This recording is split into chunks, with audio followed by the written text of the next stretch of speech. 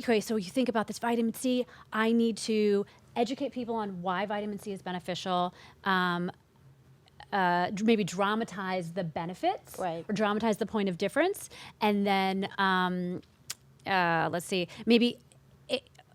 Gosh, what could you do? Amplify it. Hey guys, welcome back to a new episode of The Life of a Makeup Artist. Listen, we are coming in hot for 2022 because we have, oh my gosh, the Katie Welch with us. I mean, brand storyteller, mentor, and more than 20 years experience in this industry. And of course, now the chief marketing officer of Rare Beauty. Katie. Hi. Listen, it's giving heavyweight, okay? I'm so happy to be here because you are one of my favorite people. So thank you for inviting me. Oh my God. Thank you for hitting me up and letting me know that you're in New York. Of course. How could I not? I'm still in awe that we are actually seeing each other in person. I know. We've been Clubhouse friends. Yes. Audio. Yes. Friends via our voice. Right. And now we're taking it to the next level on the podcast. Actually, we have done Zoom calls together. Oh, yeah. But, before we get into all of this, how are you? How's everything? It's hectic. Everything is How good. are you? I'm good. Everything is, it's fun to be back in New York. Yeah. Everything is Do you miss busy, it? but I lived here for right? a long time Yeah. before, yeah. Sometimes I miss the people so much. You don't miss this weather. No, it's cold. You're like, what do I wear? I know. I texted you. What do I wear? What do people wear? Because in LA we're so casual and jeans and sneakers and tees and right. But in New York you have to look good. Yeah, it's a lot.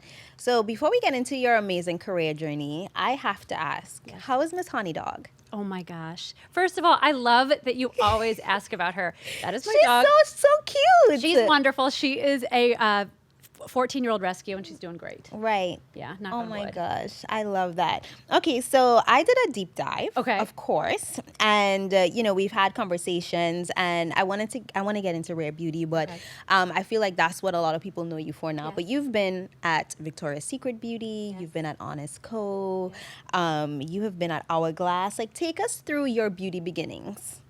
Yeah, my first job out of college was at Macy's, actually. I did the buyer training program, and that's sort of how I learned a little bit more about the retail industry. And it was a great place to start because I graduated college with an English degree. I didn't know anything about retail or the industry.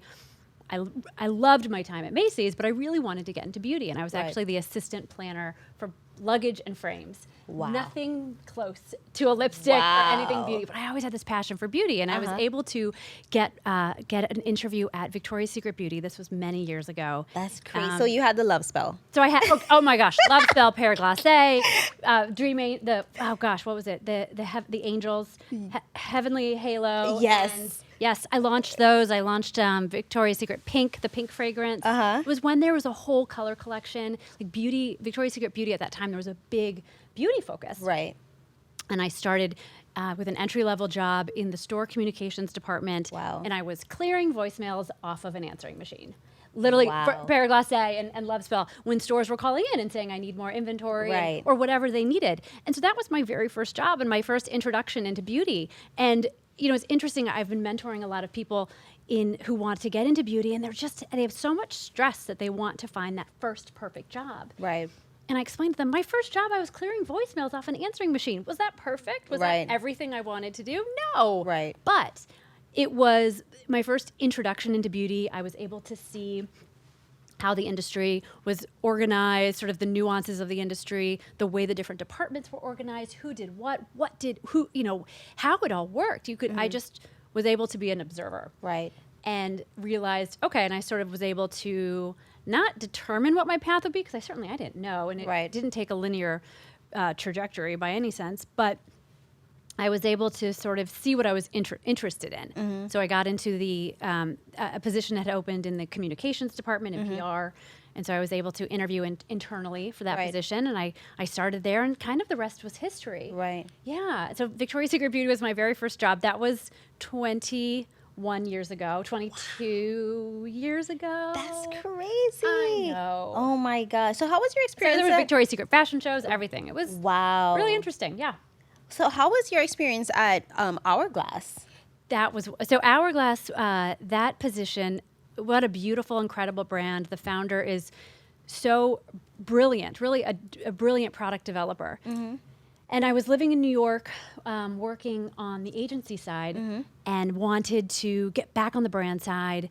Had been introduced to Hourglass, went through a very long interview process, flew out to California, and ended up getting the position, which was wonderful. I just had a great series of interviews, and that company, what I think was really exciting about my time at Hourglass, those were during those same years when beauty creators were really up and coming. Right. 2015, 2016, 2017, we launched the Vanish Foundation stick. We launched Confession Lip Stick. triangular one, right? Girl, yes.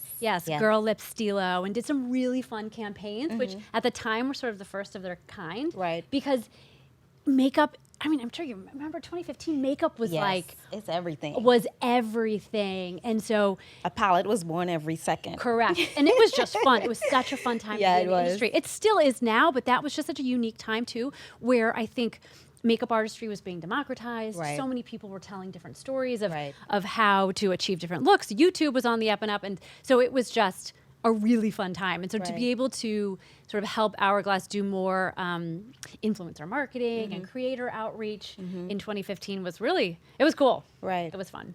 I love that. So what I find really interesting is your agency experience, because you were at Weber Shandwick, which is huge. I actually met someone off of who works there through Clubhouse, of course, cool. Clubhouse. But how was that experience? How does that experience differ to what you're doing now? Because, you know, I'm sure there's so many lessons that you've learned in, you know, your agency experience. 100%. I think, well, what's, you know, my marketing trajectory has been sort of interesting because I think I don't have a traditional marketing background. I don't have an MBA. I came up through the communications sort of area through agencies. Right. But I think it's because marketing has changed so much in the last 20 years. Like, it's really about storytelling. It's really about your brand message. And so much of that I learned during my time at Weber Shandwick. That agency, it's just filled of brilliant minds who think about how to tell your brand story. Right. And it's just a really great foundation for me for the rest of my career to sort of learn how a brand narrative can drive a business. Right. Drive the business. And the difference is, though, between on the agency side, you're constantly coming up with creative ideas, you're brainstorming, and I loved it so much. But the difference when I was on the brand side, you got to see those ideas come to fruition. Right. And so you could really see, like, okay, we had this creative concept, we executed it, then you see it in real life. Right. That's what I loved, was being able to then see it out in the market and then see if it worked. Right. Well, there's so much to unpack with marketing strategy because there's so many brands now going viral on TikTok. And I feel like there's a lot of like tactics and trendy things to do, but a lot of things are starting to look the same. You know, so what are some overarching, you know, marketing takeaways that brands can do to break through to kind of successfully tell their story? Because it might be like, oh, I want to go viral, but like, what are the key pillars that they really need to look at? Yeah, well, I think there's a few things. Like, first think about your brand mission, vision, and values. Like, what is your brand story? I guess you almost start with why. Why does your brand exist? What's your point of difference? Work through that, workshop that. And then when you go to tell the individual product stories, always sort of look through that lens. Right. And I think that will help you to differentiate from the get-go. Then when you tell your product story, why does this product exist? Why did it come out in the market? What is its point of difference? And really take some time to sort of analyze those points and then figure out what you have to do from a strategic, like, sort of what's your main objective, and then what are your strategies to achieve that objective. Right. Then when you think about the tactics, whether it's, okay, we're going to do a TikTok challenge, or we're going to do a out-of-home billboard advertising, all of those different tactics that you can do, as long as you make sure that you're looking through your brand lens, what your brand stands for, you're clear in your objective, and then strategically how you get there, it hopefully should work. Like, nothing is ever a sure thing. It's never a slam dunk, but if you think, okay, I've got this amazing skincare product and it has this very strong vitamin C in it, what's the point of difference? Figure out why. And then, okay, so you think about this vitamin C, I need to educate people on why vitamin C is beneficial. maybe dramatize the benefits, Right. or dramatize the point of difference, and then let's see, maybe. Gosh, what could you do? Amplify it with your brand advocate, so people who already love your brand. Right. And when I say something like dramatize the benefits, I don't know if you've seen those TikToks where the woman or the I don't know who the TikToker has. She puts, I don't know if it's iodine in a glass of water, Right. and then takes the vitamin C serum and drops it into the water, and Right. the water turns clear. Wow. And so it's able to show Right. that how potent the vitamin C is. Right. And that's dramatizing the benefits, Yeah. right? So you know that you needed to do that to show the point of difference. Yeah. So Sort of like an edutainment moment. correct. Yeah. Yeah. But if you think through, if you start all of that with your product, okay, here's my product point of difference. We know we have to do these 3 strategic things, then something like that makes sense. Right. And then you think, okay, I'm doing this dramatic demonstration. We can do it on TikTok. We could come up with an iteration for all these different formats and so on. So I All the guess, formats. and yeah, and it's hard. It's hard to explain this without a PowerPoint slide Right. in front of You're me. like, guys. I'm like, guys, a whiteboard. But the main takeaway Right. is you just got to think. Yeah. Spend some time really thinking about your brand and your products and their Right. points of difference, and make sure everyone is on the same page. Right. No, I love that, because I asked, because there's so many smaller brands that Yeah. might not have marketing budgets, Yeah. and they don't have a Katie. Yeah. So, I really appreciate you sharing that, because No. those little things make a big difference. Totally. And you know what? And sometimes all it takes is one product. Like, Right. I think so many people think about they have to have the brand awareness first and then the products. But you can become, like, a brand can break through just with incredible product innovation. And it's almost like, instead of going top down, like brand to product, it's bottom up. So if you Right. drive awareness around your product because you have one product that, like, knocks it out of the park, Right. and then you become known for that one product, then great. Then you can figure Exactly. out a way to establish your brand. I think, there is no one perfect way. There's no true playbook. Right. Especially because the marketing landscape has changed so much. And when we look about, like, what TikTok has done to influence, like, even just when we think about how much TikTok takes our own personal attention. Right. Right? And so how do brands fit into that? So if you're looking down in your phone instead of looking up as you're walking down the street, which is not a good idea. But so if your attention is going to your phone on TikTok versus a billboard or a print magazine, then marketers need to think about where their audience's attention Right. lies. Right. And it changes every day. Yeah. So that's why it's hard to say, like, okay, these are the hard and fast rules. Right. No, appreciate it either way. But now, talking about the marketing landscape, Yeah. you guys launched Rare in the middle of a panoramic. How, like, in my makeup artist mind, I'm thinking it's gonna be a brand shoot. There's a whole, my 2-3 shoot day. Like, talk us through. And then Selena Gomez, like, amazing, Wonderful. Like, but the fact that you guys decided to launch during that time, Yeah. where most people would be like, no, let's wait. It's to this, it's to that. But you guys were like, fuck it, we're gonna do it. We did it. Yes. You realize there's a lot you can do. It's like, once you make it in New York, you can make it anywhere. So once Right. you launch a brand in a Right. pandemic, I guess you can do anything. Right. So that is exactly right. I joined Rare Beauty in August of 2019. We launched in September of 2020. There was when I joined, there was nothing. The product development process had started, and we have an incredible product development team who had been working very closely with Selena for, like, maybe the year prior. But nothing had been done from sort of the brand standpoint of building there was a brand ethos, but sort of really putting it into words, Right. and then the creative that accompanies that. Nothing had been done. So we had one massive shoot with Selena, which was great in January, because then we were able to get our brand film and all of this stuff that you need to launch a brand, and everything that was really, for the most part, went on the website and on Sephora.com and in Sephora on the gondola, et cetera. But then we had probably 5 shoots scheduled throughout from March through the launch. Wow. All got canceled.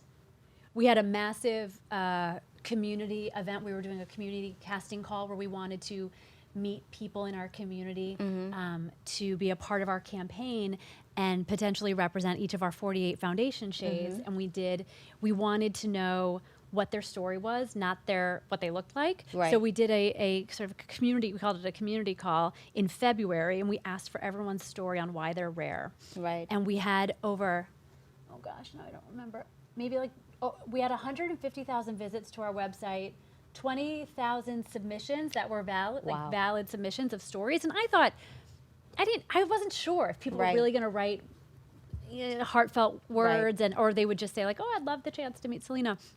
But no, in fact, we had the most amazing, wonderful, heartfelt stories on why people are rare. Mm-hmm. And so we were so excited to go through these, read them, and then select people and fly them to LA to be a part of Right. this It's campaign. like making a moment. Making a Right. moment, because also our Rare Beauty is all about community and connection. And Right. we wanted to create a brand where people feel welcome. That was when I first met Selena. I said, why do you want to create this brand? And she said, I want to create a lane in beauty where men and women feel welcome. Right. And that struck me as just so powerful and different, and not Right. like any other brand out there. Like welcome just is such an incredibly strong word Right. that people don't necessarily think of beauty when they hear Right. that word. So how cool would it have been to have our community actually meet one another? Right. Yes, of course, the images would have been amazing and fun and a Right. cool story from that angle. But really, what I was so excited about was, when do you meet new friends? Right. And the like, memories that go along with and it. So if we were able to truly connect our community and really live and breathe what we stand for, what we say we stand for, that would have been so powerful. But then a pandemic hit. Right. So it wouldn't have been smart for us to fly people into LA. So everything got postponed. And we didn't do that. And then at the same time, we had to still figure out how the heck are we going to launch this brand. Now, we still don't have the assets and everything that you need for Sephora.com. 48 Shades. 48 Shades. How did you guys do it? Oh, can I tell you? Every week we have a call with our Sephora merchant team, who is an amazing Right. team. And I love them so much. And I love working with them. Like, But they would say, time's a ticking. correct. Katie, what are you going to do? And I'm like, I don't know. I don't know.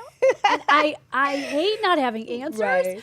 But so what we figured out, what we ended up doing is we did a virtual casting, and we found 48 individuals, and we sent them a Rare Beauty primer, foundation, concealer, and a ring light. Right. And the only sort of qualification that everyone had to have was the same phone. So Right. at least the photos came out as best. Like, we wanted to eliminate any sort of hurdles. Right. And they had to stand in front of a white wall, and we kind of gave them a little bit of art direction, but not Right. too much. And they took iPhone selfies.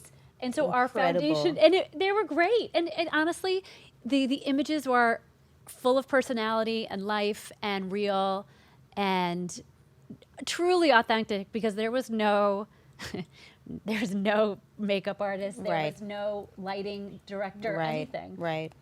That was really how the foundation looked. So that's what we ended up doing. And then Selena filmed a bunch of tutorials Right. herself. She duct taped her iPhone to her her bathroom or bedroom mirror, vanity Right. mirror, and just filmed her own tutorials. And those we ended up using for Facebook ads and on YouTube, etc. Oh my gosh. Yes, looking back now, I don't know how we did it, but we did Right. it, and it worked. Right.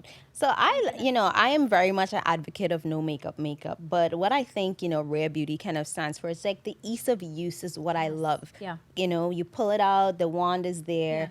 And I love the products. Like, you already know, my highlight is all Rare Beauty. But I want to talk about, how involved is Selena in the product development? Because I know sometimes, sometimes a brand just has a face, Yeah.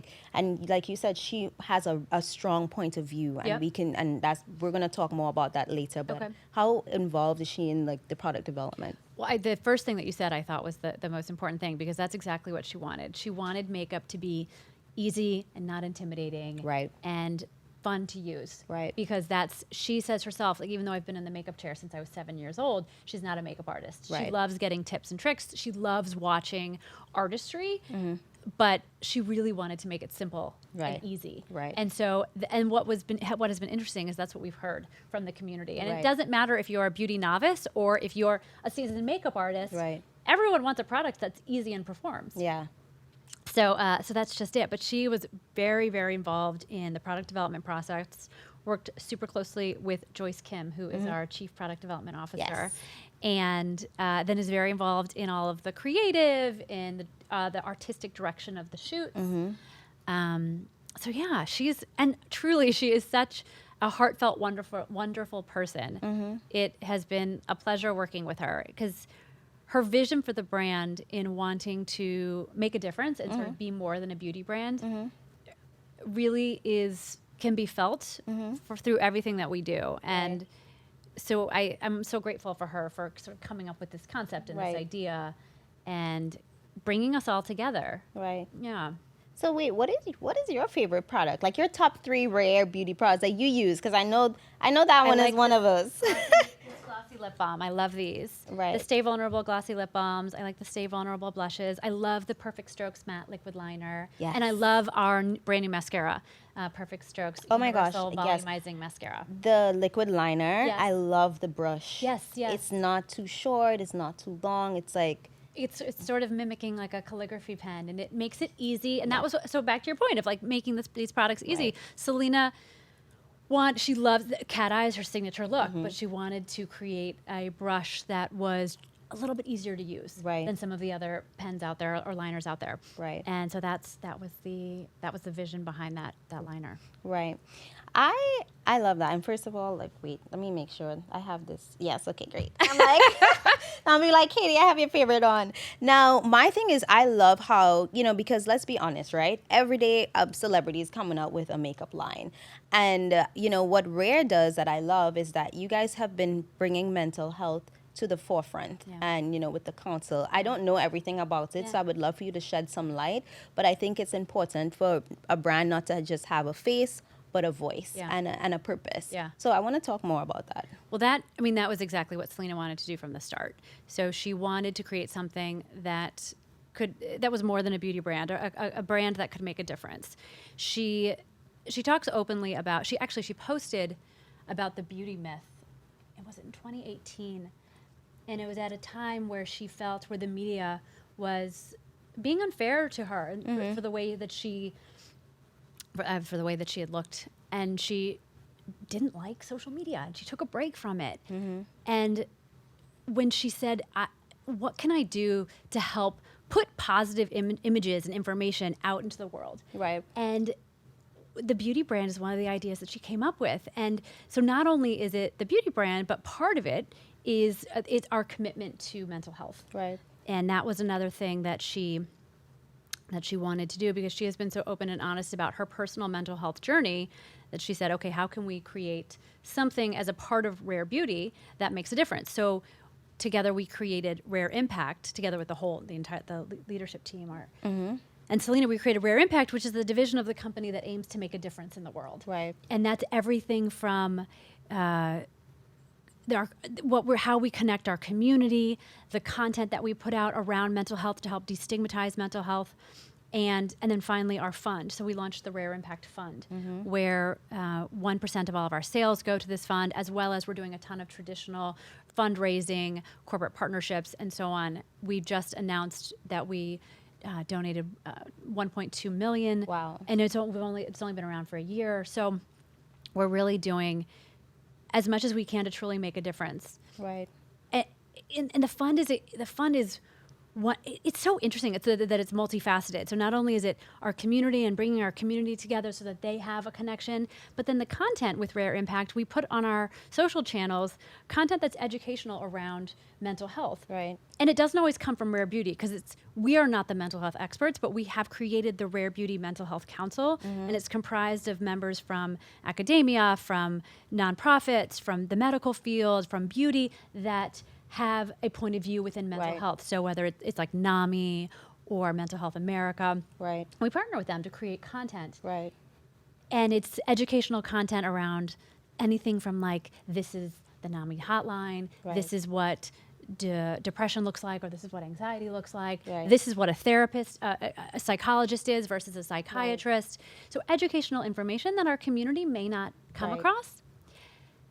And as a marketer, because Rare Impact is certainly way more than just a marketing tactic. It's truly the core of the business and the core of why we do what we do. Right. What I love, if you look at it through a marketer's lens, is that some of that Rare Impact content gets saved on Instagram just as much as a beauty tutorial. So then that's when you know, okay, It's making a difference. we're doing that's why I think brands can make a difference, because if you have this platform and you have the ability, you have a voice of some sort, use it. But I think educate. the difference is, though, what you guys did is that you're like, we want to support this, but we're not the experts. No. We're going to bring people in. Yes. Whereas sometimes Yes. we might just get a quote or a black square, and it's like, guys, like, what's happening here? Yeah. You know, and a great example of that is Sharon of Uma Beauty. Yes. You know, like, she created a platform and she brings other people in, and, you know, so I think that's the difference. Yes. It's not just a quote. So that's why it's getting saved, because it's not about you guys. No. You know what I mean? It's about supporting a larger mission. Well, because ultimately this brand is for the community. Selena says, I created Rare Beauty not just for my community, but with them. So everything we do is with them in mind. Right. True. And what's been cool is like we've done Zoom calls. So, back to that earlier conversation about the community casting call where we wanted to meet. So we had these 20,000 stories. The pandemic hit. We were all stuck in our kitchens. And we said, what do we do? We still want to connect. Like, we still don't want to lose our mission of wanting to connect our community. So we started these Zoom chats with our community. We didn't know what we were doing. In March 2020, we got on a Zoom. We had, just randomly picked 10 or so community members. Right. And just started these weekly Zoom chats with them and got to know them. That and we was talked so about, fun. because it's like, I loved meeting these individuals who then I saw them meet one another, and then they Right. became friends, Right. especially in quarantine when it was such a lonely time. Right. So if we were able to bring a little bit of joy or like Right. friendship. Nobody supports you like an online friend that you've never met That before. You've never met that. Don't you know? But like, go ahead, sorry. no, but that was it. And so and then I would see them like talk to each other in the comments. It was just really, it was special. And they were small gestures, and we've continued to do them, and we've only done so many. How do you scale that? But Right. that's not really the point. The Right. point is just to continue to be that conduit to create connection. Right. That's so cool. Yeah, it was cool. That's probably my favorite thing. So, Rare Beauty is out here, on a mission. But let's talk about Katie's mission, because goodness. you are killing it on TikTok. Can we talk about Yes. TikTok? But, yes. You make me embarrassed. I mean, you are amazing. Because first of all, I'm like, first question, do you Yeah. sleep? Okay, so I batch content on like a Saturday afternoon, Okay. and then I'll just do them quickly. Okay, so for those who might not know what I'm talking about, Katie is on TikTok, and you share so much advice. I feel like there's nobody that is on your level, executive wise, and sharing so many, interview tips. How did you get your job? Because there's always this kind of secrecy, whether it's, on your side of beauty or on my side of as a makeup artist. right. There's always this secrecy, and it's like, I still have my job. Like, you know what I mean? Yeah. So I want you to talk about why you started, Yeah. on TikTok, and like, how's it going? How it started? How is it How going? is that? Because I saw you're at 33, and I'm It's wild. I know. So I started, I started thinking about the beauty industry and how we need to get new faces, new voices into this industry. And I thought about, how did I even get into it?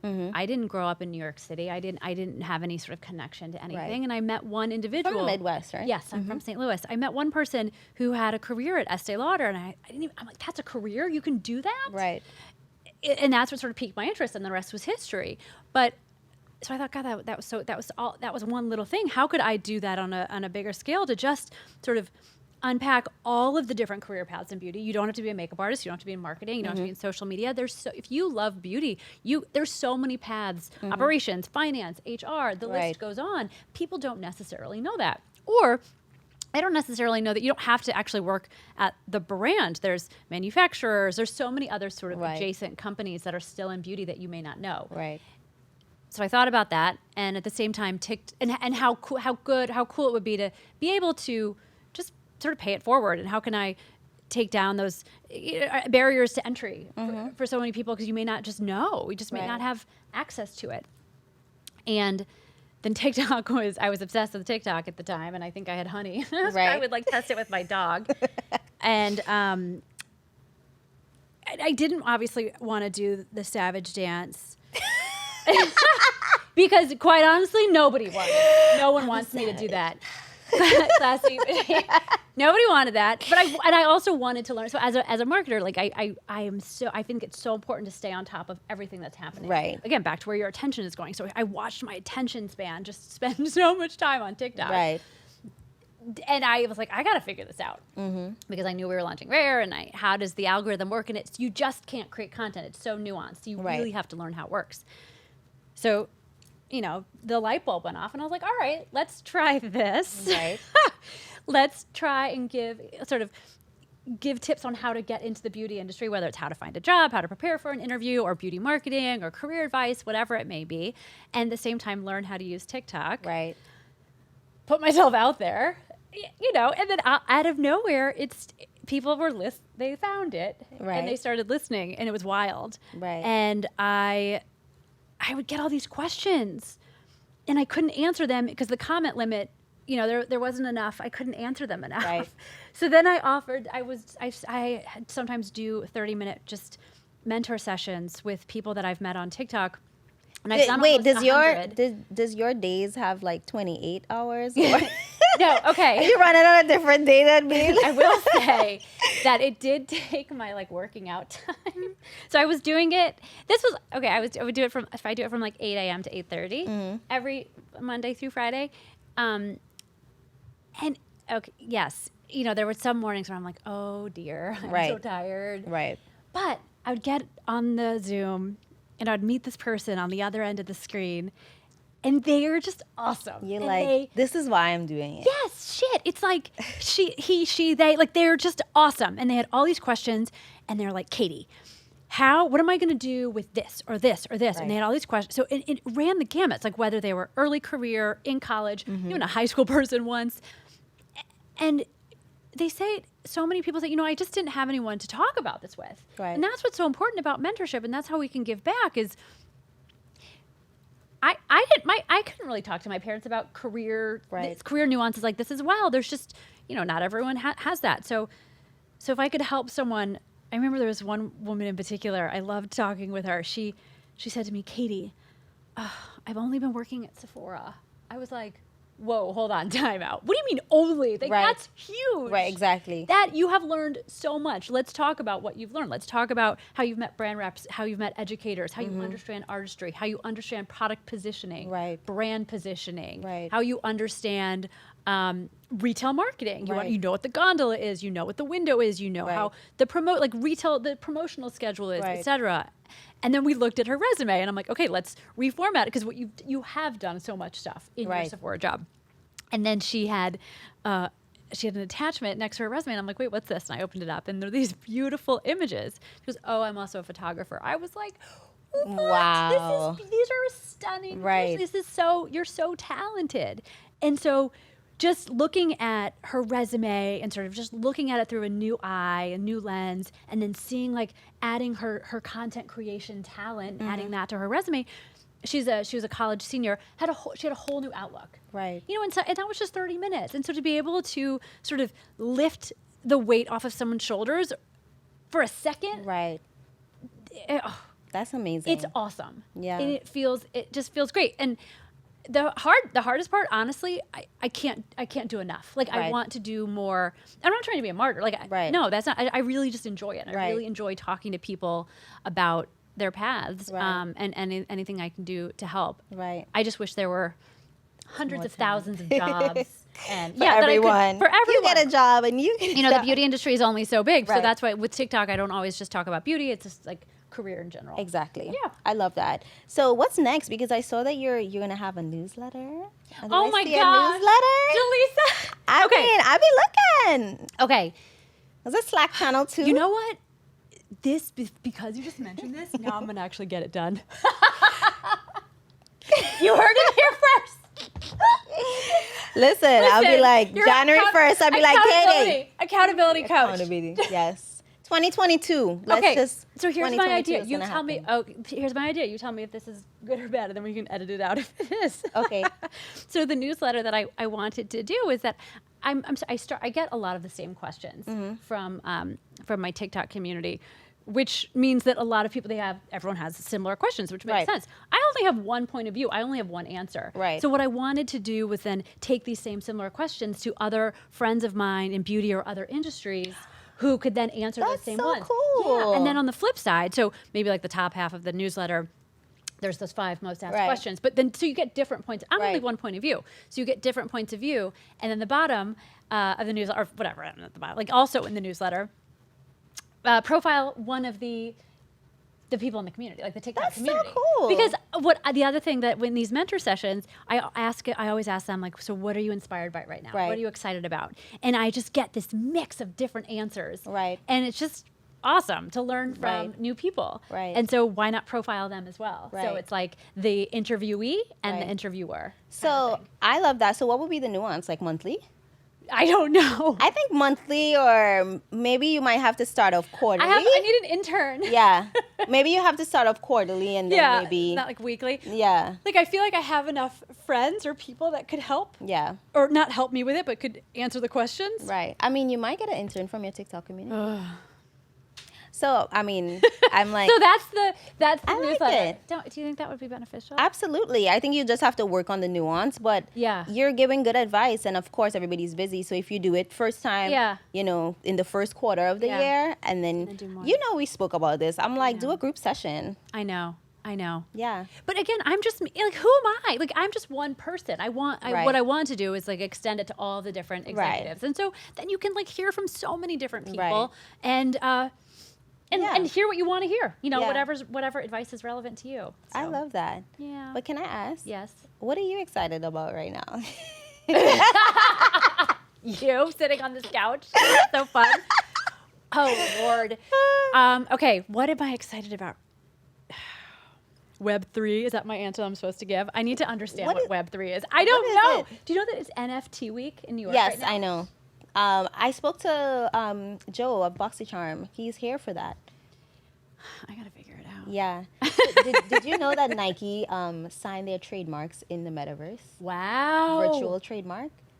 That is cool. Yeah. So, gosh, there's a lot to talk about. I know. So I'm excited about figuring out what that is, and I already feel behind, which stresses me out. I will say that. But no, I'm always excited about TikTok. Honestly, it changes so much. I was this summer, I was part of their Learn on TikTok creator program. Yes. Which was really cool. Thanks. I saw that. Thanks. I think, you know, the more that it's just continuing to meet new people and share what I can, it excites me. Yeah. Obviously, Rare Beauty has some really exciting products coming out this year. We have one. Tell me in my ear. I can't. I'm kidding. First of all, I'm a terrible secret keeper, so you know I would. And then I'd be like, Teresa, can we edit that out? Oh my God. It's okay. We'll wait patiently. We'll wait. Impatiently, sorry. Yeah. So we shot some of the campaigns, and I'm really excited. So I have to work. We've shot stuff through fall. So we're looking at 2022 is going to be amazing. Yeah. Absolutely. Knock on wood. Yeah. Knock on wood. Knock on something. Yes. But what else excites me right now? I mean, that's cool. Being here. Yeah. Yeah. I appreciate that. So the creators want to know, obviously, you know, you are on TikTok and you're working, you know, with the brand. A lot of people want to get on PR and they're like, brands don't see me, or, you know, so what advice would you give to people that are trying to like get onto PR? Because I mean, sometimes it's not always like, well, I have great work, is, you know, relationship with the brand. If you actually like the brand, not just because it's trending on TikTok.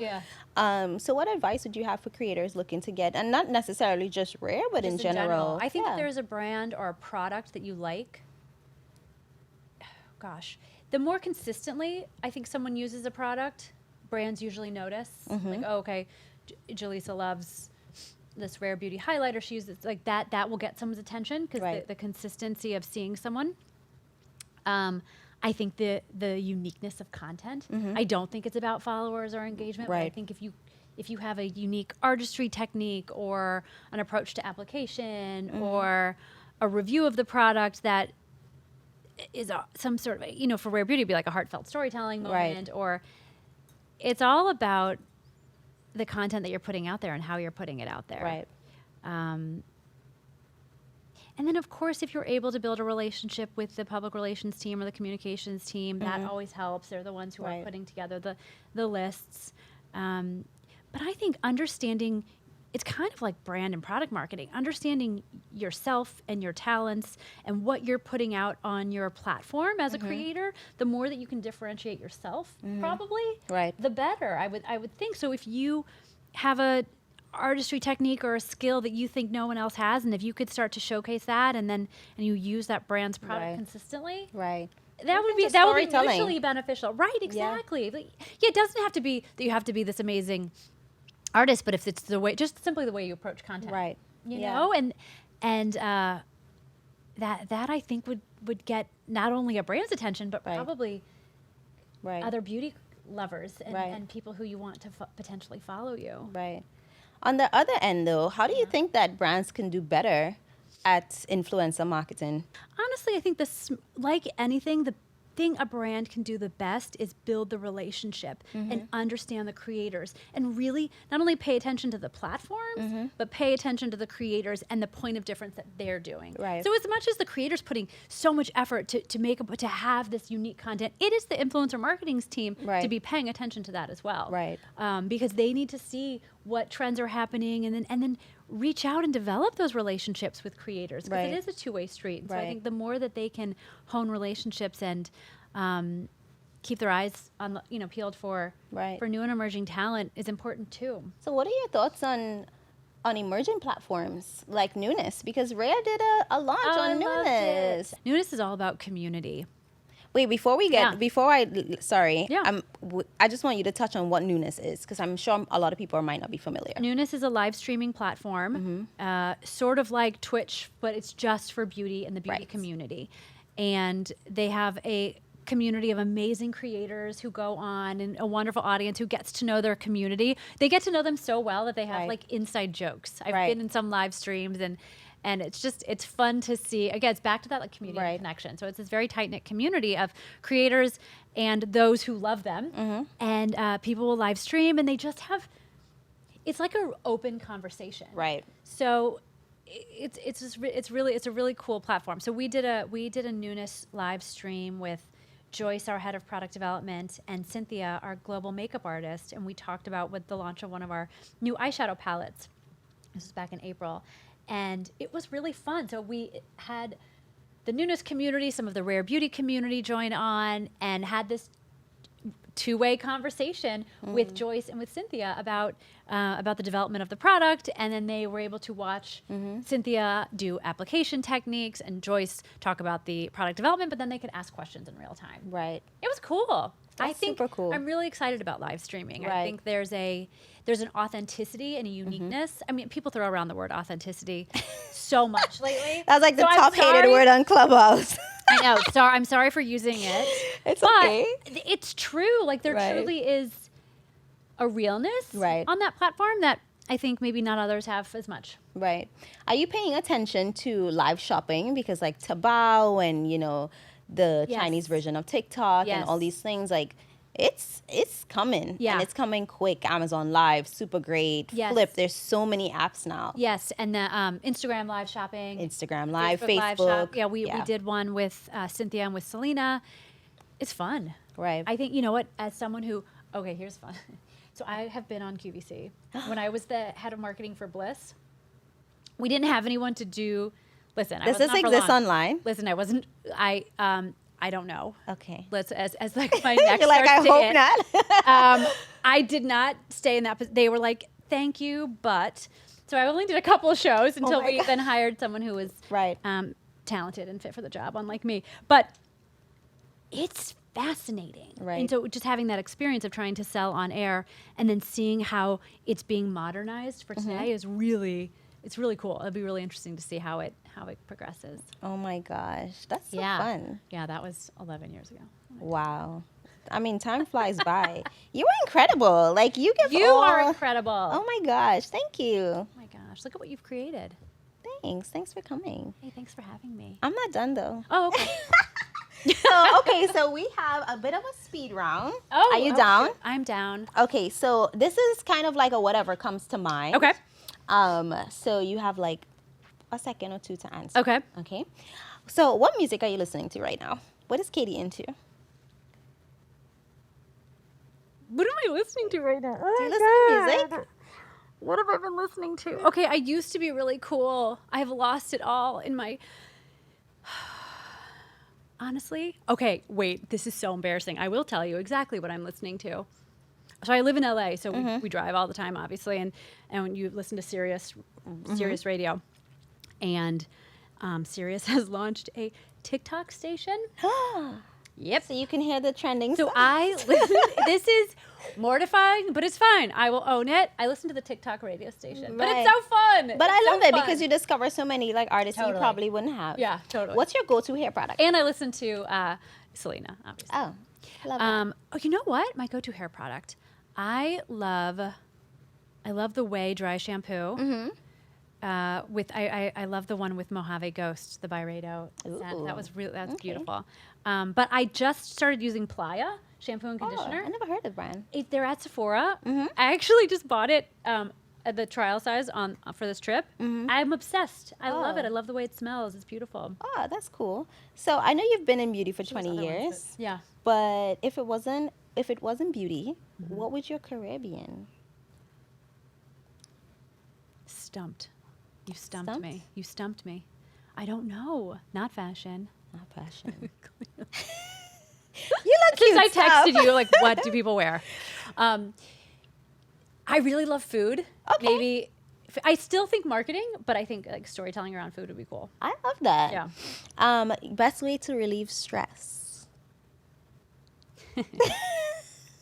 Watching Bravo. The Housewives. Okay, I like that.